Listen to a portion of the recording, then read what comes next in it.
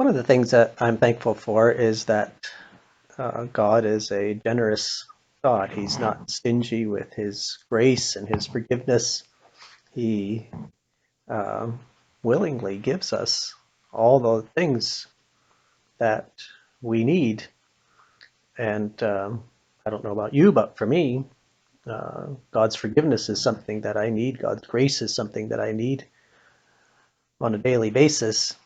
In Ephesians, the book of Ephesians in the New Testament, in chapter 1, verses 7 and 8, it says, In him, talking about Christ, in him we have redemption through his blood, the forgiveness of our trespasses, according to the riches of his grace, which he has lavished upon us in all wisdom and insight.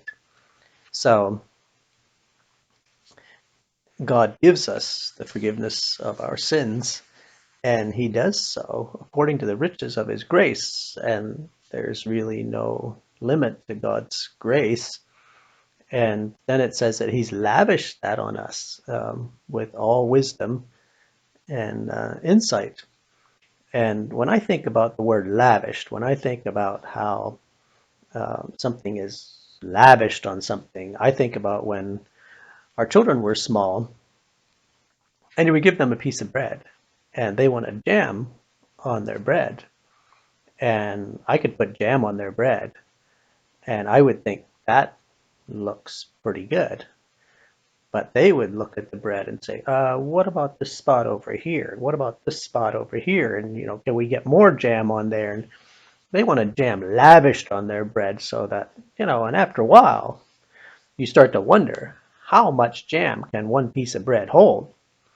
And the amount of jam that I can give them is uh, controlled or limited by the size of the piece of bread, how much the piece of bread can hold.